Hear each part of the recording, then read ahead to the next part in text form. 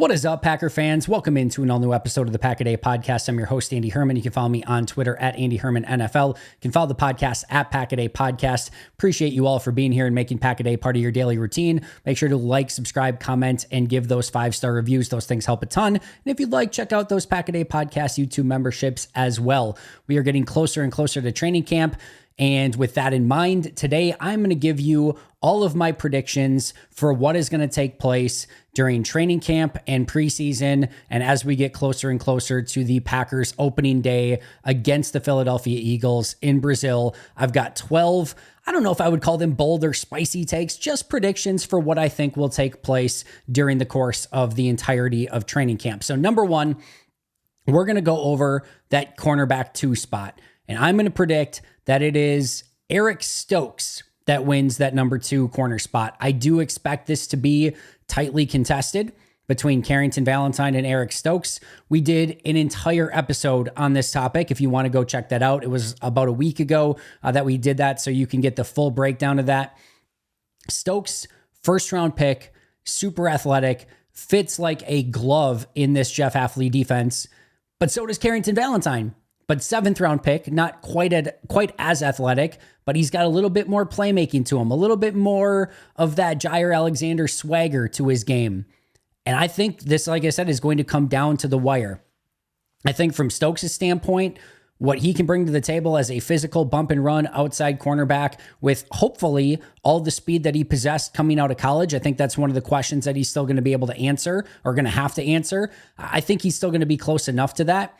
And I think that is going to give him a little bit of an edge. For Carrington Valentine, he has to play with that swagger. He's going to have to make some of those plays, and he's going to have to be a little bit stickier in coverage than what he was a season ago. But we did see him get better as the course of the season went on. Between these two, the best season of any of their short careers so far in the NFL, the 3 seasons of Stokes, the one of Valentine, was Eric Stokes' rookie year. If he can get back to that, that is a really solid starting number 2 corner. If Carrington Valentine can take a step in a positive direction from where he was a season ago, that is a very good starting corner. Number 2, at least. And I think that's what, fingers crossed, makes this a competitive situation. We are hopefully not having to enter in a scenario where you got to choose between the lesser of 2 evils. You want to have to choose between 2 players who brought everything they could to camp and made this a very difficult decision. But I think based on being a first-round pick, based on having probably a little bit more upside, and just based on what we saw in OTA and minicamp with Stokes playing opposite Jair in the 2 practices where they were out there together, I think I will lean at this point towards Eric Stokes winning it. I'll be clear one more time. If it were me, I would probably lean a little bit more in the Carrington Valentine direction. I just like the way he plays the game a little bit more, and he's under contract longer. He's going to be a Packer in all likelihood longer. I kind of just want to make that transition now, and let's see if Stokes can earn his job back through the course of the year. But for now, I would probably go Jair and Valentine. But my prediction is that it is Eric Stokes as your week 1 starting corner opposite Jair Alexander with Keyshawn Nixon in the slot. My second prediction, certainly not a bold one here, and I don't think this is going to be a hot take. Javon Bullard and Edgerrin Cooper both easily win their starting spots, and it will happen very early in training camp. In OTA and minicamp, we saw Anthony Johnson Jr. at that number 2 safety spot. In, again, OTA and minicamp, we saw a lot of rotation at linebacker, although Edgerrin Cooper did get in there a little bit more towards the end. I would almost be surprised if at the start of training camp, day 1, if Javon Bullard and Edgerrin Cooper aren't in those starting spots. But even if they're not there day 1, I don't think it's going to take more than a week and a half at most, probably by, I will say family night at the worst, that those 2 are in the starting lineup and ready to go and never look back. Yes, Evan Williams, maybe Katano Adapo, Anthony Johnson Jr., those players, could they get their name in the conversation for that starting safety spot? Yes. Should it just be handed to Javon Bullard on a silver platter? No, he should have to earn it. I just think he's going to very, very quickly. Edgerrin Cooper is probably a little bit different. There's really no reason not to sort of integrate him into that spot sooner rather than later. You have Quay Walker at 1 spot.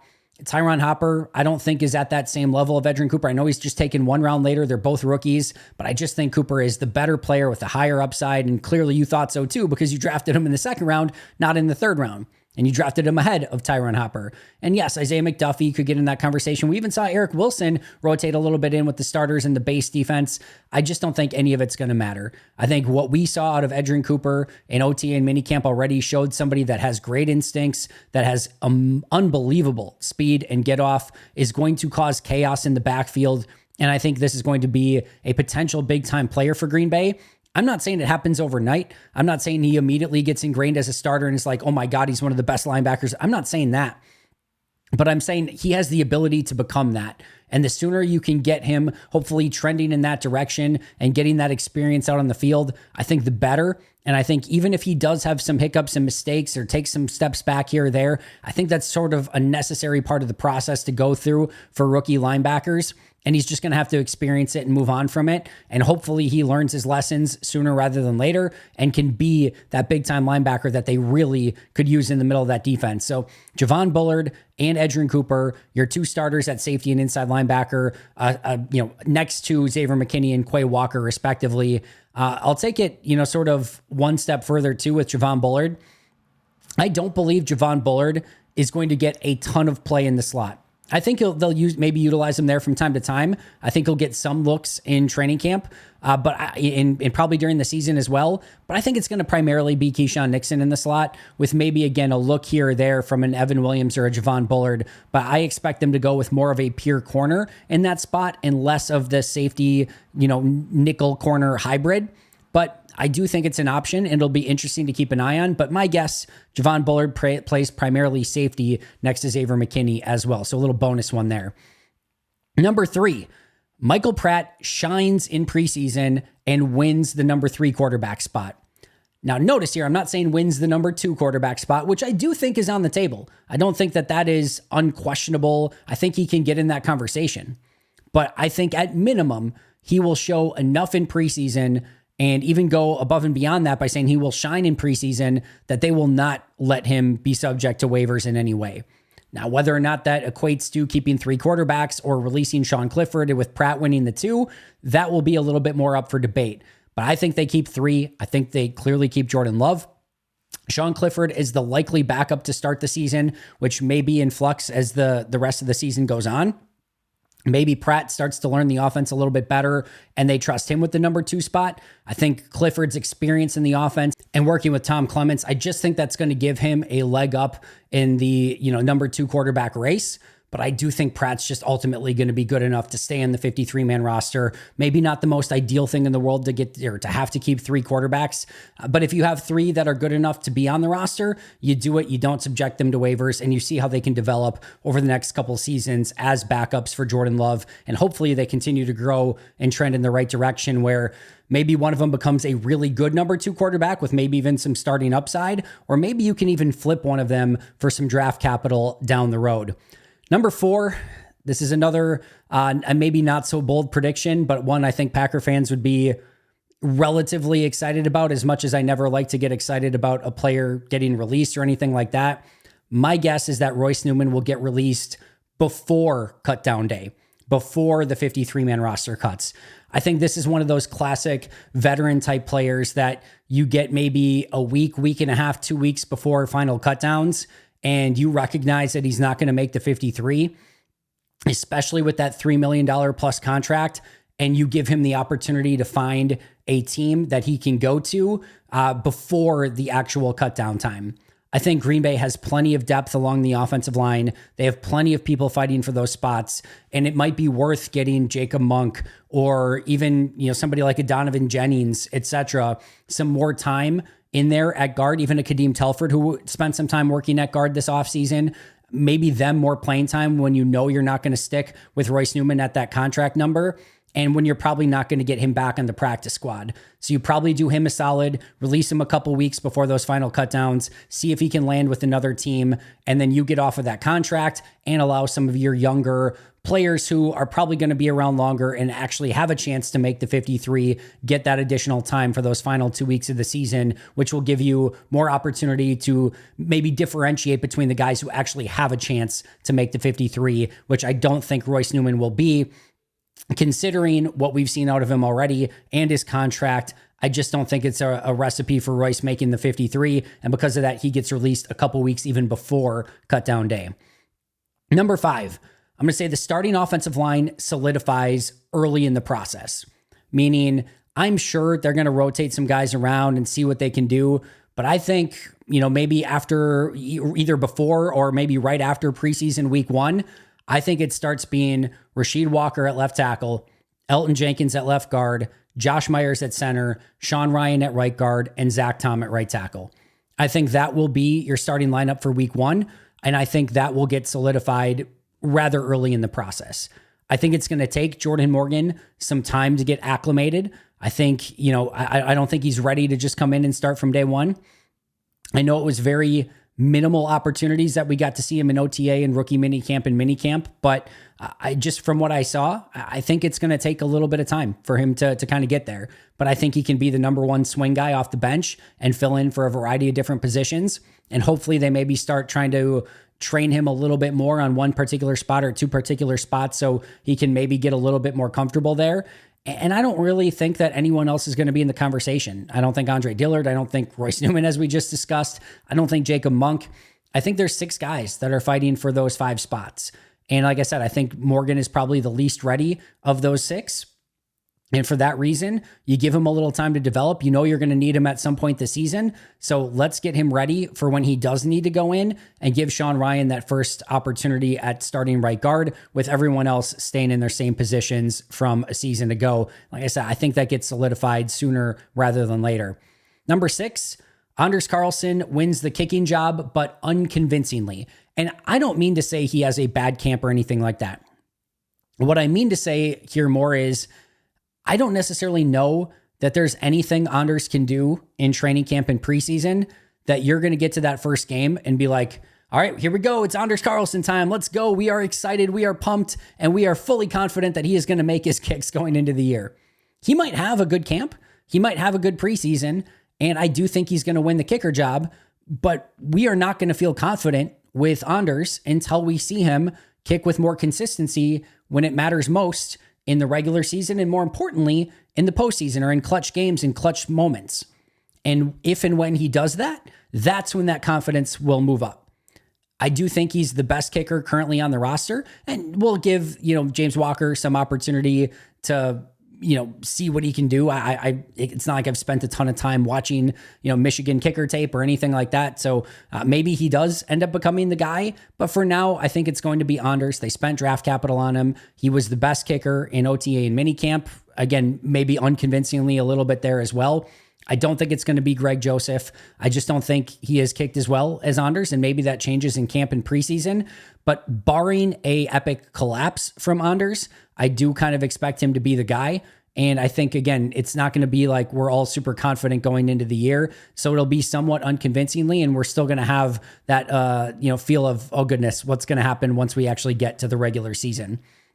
Number 7, we know there is always an undrafted free agent darling. Happens every single training camp, happens every single year. I believe that Jarvion Howard, the running back, will be this year's training camp undrafted free agent darling. However, I do not believe he will be the undrafted free agent that actually makes the 53-man roster. I think Howard will make it to the practice squad. I think it is Peter Bowden, the long snapper, that is the only undrafted free agent that will actually make the 53. I think there are probably 2 logical options for undrafted free agents who could actually crack the 53-man roster, assuming no crazy injuries at one position. Peter Bowden at long snapper and Donovan Jennings at guard. I think those are the 2 most likely players to actually make it on the 53. Could Jennings make it? Yeah, I really do legitimately think so. I think he's right on that cusp of make or not make if he can go out and show that he's capable of being what I saw in college. And he fits everything, super athlete, moving in from tackle to guard. He's everything Green Bay likes at that spot. If he can show enough upside, I could legitimately see him making it. But I don't know that they're going to feel like they are going to risk him getting claimed on waivers either, unless he does go out and just have a massive preseason and puts out such good tape that some team would claim him. Probably a little bit unlikely. So again, I think Jarvion Howard, I think people are going to enjoy watching him play. But I think he's just behind the 8 ball at the running back spot. You've got Jacobs, you've got Dillon, you've got Marshawn Lloyd, you've got Emmanuel Wilson. Howard is probably running back 5 at best, and to get into that top 3 might be near impossible barring injury. But I do think people are going to be impressed with the way that he runs. I would expect him to have a couple really fun runs in preseason, catch the eye of Packer fans, but not enough to make the 53. They'll be excited about him, and I think they'll be excited about him when he gets back on the practice squad as well. Number 8, I predict that Jeff Hafley's defense will make a ton of noise in training camp and in preseason, meaning there will be a lot of buzz. People will be extremely excited. Everyone's going to probably get unrealistic expectations. I think early the defense is going to make, or maybe like the stories of the defense is ahead of the offense, which usually takes place early in training camp. And it wouldn't surprise me either if this defense has a big time showing in preseason. I think they will. I don't think it amounts to anything, meaning not good or bad. I don't think it will necessarily tell us that they're ready to play amazing football come week 1. I don't think it means that they can't play amazing football in week 1. I just think that's what the noise is going to be. Hopefully it doesn't set unrealistic expectations. Hopefully it doesn't give the players a false sense of confidence for who they are and what they are, because I think this is going to take a level of progress throughout the course of the season. There's going to need to be growth throughout the year. And hopefully, again, they don't take anything for granted based on how they do in training camp and in preseason. But I do think it is going to be the defense that we will be talking about as we break camp and get ready for that Eagles game. Number 9, I'm recording this a little bit earlier in the week. As I am recording this, Jordan Love has not yet signed a contract extension. However, when he does, I do believe the discussion will quickly change from a Jordan Love contract extension to a Kenny Clark contract extension. And I could see that getting done. And we've talked about this in the past. I could see that getting done soon. I could see that getting done maybe late camp, maybe mid-season, maybe not at all. But I do think that will be a constant conversation. I think the Packers and Kenny Clark's agent will continue to talk all throughout to see if they can get close on a number that makes sense for both sides. And if they can't, if you get through training camp, if you get through preseason, if you get through everything and there isn't a deal done, that will be a conversation as well, because Kenny Clark will go into the 2024 year as an unrestricted, as a to-be unrestricted free agent.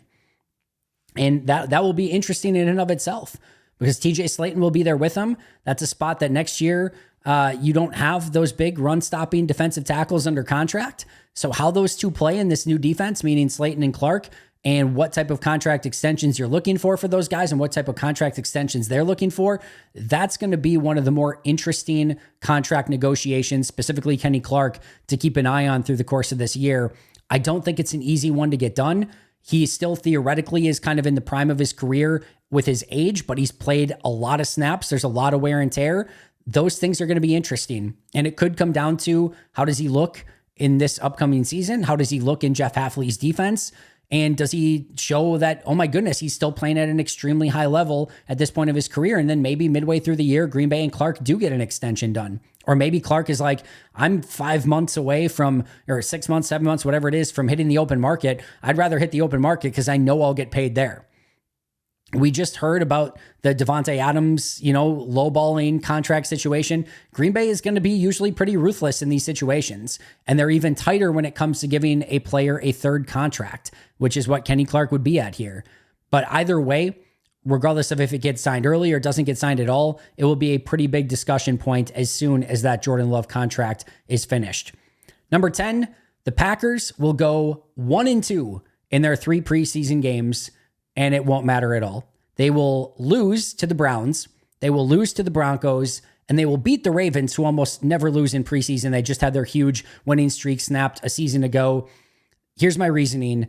With the Browns, they have a pretty good crew of backup quarterbacks, including Jameis Winston, who could see a variety of playing time in that game.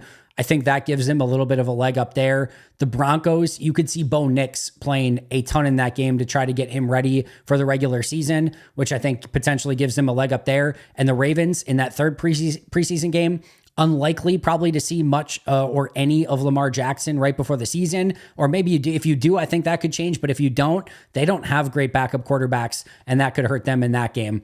Like I said, it won't matter at all, but I'm going to say 1-2 with losses to the Browns and Broncos and a win over the Baltimore Ravens.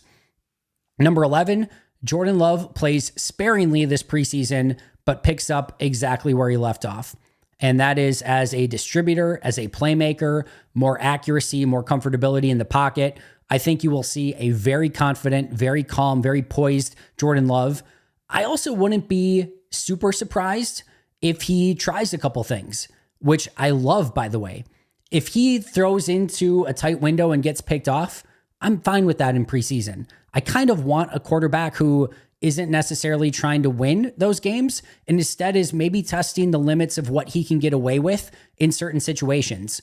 I would much rather have him learn those lessons in preseason than have to learn them through the course of a regular season or certainly a postseason game.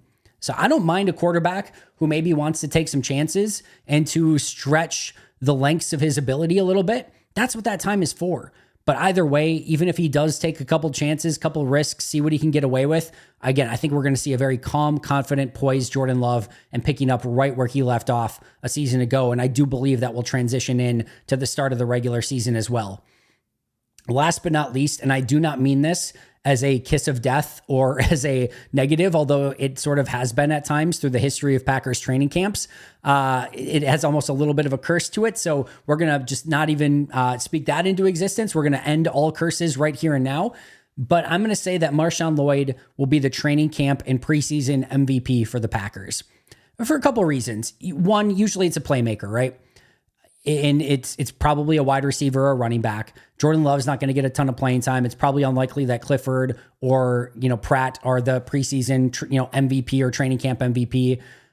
With wide receivers, could you go maybe like a Bo Melton who could get a lot of time and maybe make the most of it? Sure, Malik Heath, same thing. But I think there's so many of those wide receivers that it's going to be tough for any one of them to stand out. At running back, it wouldn't surprise me if Josh Jacobs doesn't get a ton of time in preseason. A.J. Dillon, probably same thing. He probably gets some, but again, he's not like that dynamic playmaker that's probably going to be an MVP type performer. I think it kind of leads, and again, Tucker Kraft's still dealing with an injury. Maybe it could be a Luke Musgrave, but he might not play a ton as well, where I could see Marshawn Lloyd actually playing a decent amount. And just what I've seen already, I think he's going to make some spectacular plays. I think he could be the talk of training camp. I think he could be the talk of preseason, somebody that everyone gets super excited for during the course of the regular season. And then he might have to have that learning curve where he's just behind Jacobs and Dillon for a while he picks up the offense and blitz pickup and everything like that. But I wouldn't be surprised one iota. In fact, I am predicting it. Marshawn Lloyd is your training camp and preseason MVP for the Packers.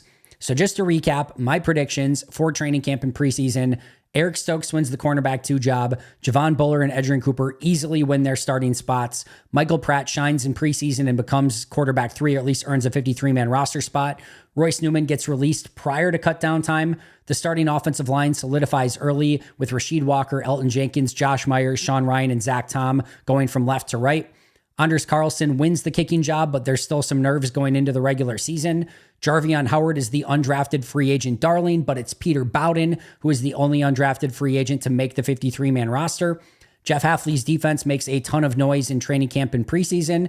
The talk will transition from a Love contract extension to a Clark contract extension. Packers go 1-2 in preseason. Jordan Love plays sparingly in preseason, but picks up where he left off. And Marshawn Lloyd is the training camp and preseason MVP.